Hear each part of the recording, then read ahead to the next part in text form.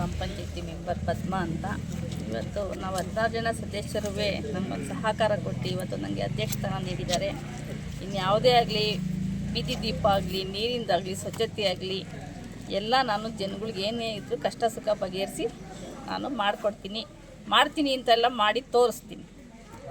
ನಮ್ಮ ಬಾಲಣ್ಣ ಅವರಾಗಲಿ, ನಮ್ಮ ಕೃಷ್ಣಮೂರ್ತಣ್ಣವರಾಗಲಿ, ನಮ್ಮ ಚಂದ್ರಣ್ಣವರಾಗಲಿ, ಅವ್ರ ಸಹಾಯದಿಂದ ನನಗೆ ಇವತ್ತು ಅವ್ರಿಗೆ ಧನ್ಯವಾದ ಹೇಳಬೇಕು ಅಂತ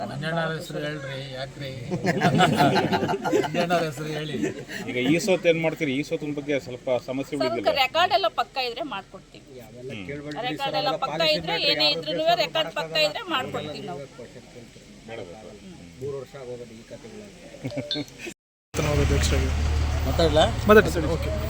ಸರ್, ಇವತ್ತೇನು ತಗ್ಗಿಕುಪ್ಪೆ ಪಂಚಾಯಿತಿನಲ್ಲಿ ನಮ್ಮ ತೇಜಸ್ವಿನಿ ಚಿಕ್ಕರಾಜು ಅವರು ರಾಜೀನಾಮೆ ಕೊಟ್ಟ ತೆರವಾದ ಸ್ಥಾನಕ್ಕೆ ಇವತ್ತು ನಮ್ಮ ಪದ್ಮಾ ಮೇಡಮ್ನವ್ರನ್ನ, ನಮ್ಮ ಬೈಚಾಪುರ ಪದ್ಮಾ ಅವ್ರನ್ನ ಇವತ್ತು ಪಕ್ಷಾತೀತವಾಗಿ ಯಾವುದೇ ರಾಜಕೀಯ ಇಲ್ಲದೆ ಇವತ್ತು JDS ಮತ್ತು ಕಾಂಗ್ರೆಸ್ ಪಕ್ಷದ ಎಲ್ಲ ಸದಸ್ಯರು ಒಟ್ಟಾಗಿ ಸೇರಿ, ಯಾಕೆಂದರೆ ಎಲ್ಲ ಒಂದು ಕಡೆ ನಮ್ಮ ಬಾಲಣ್ಣವರು ಸಾಮಾಜಿಕ ನ್ಯಾಯವನ್ನು ಕೊಡಬೇಕು ಅಂತೇಳಿ ಈ ತೈಕುಪ್ಪೆ ಜಿಲ್ಲಾ ಪಂಚಾಯತ್ ತೈಕುಪ್ಪೆ ಗ್ರಾಮ ಪಂಚಾಯತಿ ಜನರಲ್ ಲೇಡಿಗಿರುವಂಥ ಸ್ಥಾನ ಇದು. ಅದೆಲ್ಲ ಒಂದು ಕಡೆ ಕಳೆದ ಚುನಾವಣೆಯಲ್ಲಿ ಎಲ್ಲ ಒಂದು ಕಡೆ ಸಾಮಾಜಿಕ ನ್ಯಾಯವನ್ನು ಕೊಡಬೇಕು ಅಂತೇಳಿ ಚಿಕ್ಕರಾಜು ಅವರ ಧರ್ಮಪತಿ ತೇಜಸ್ವಿನಿ ಅವ್ರನ್ನ ನಾವು ಅಧ್ಯಕ್ಷರು ಮಾಡಬೇಕು ಅಂತ ಒಟ್ಟ ಸಮಯದಲ್ಲಿ ನಮ್ಮ ಮುಖಂಡರು ನಾಯಕರಾದಂತಹ ನಮ್ಮ ದೌಡಗಿರಿ ಚಂದ್ರಣ್ಣವರು ಮತ್ತು ನಮ್ಮ ಭರತ್ ಅವ್ರನ್ನ ನಾವು ರಿಕ್ವೆಸ್ಟ್ ಮಾಡ್ಕೊಂಡಿದ್ದು, ನಾಮಿನೇಷನ್ ಮಾಡೋದು ಬೇಡ, ಯಾಕೆಂದರೆ ಹೋಸಲನೇ ಆಕಾಂಕ್ಷಿಗಳಾಗಿದ್ದರು ಅವರು.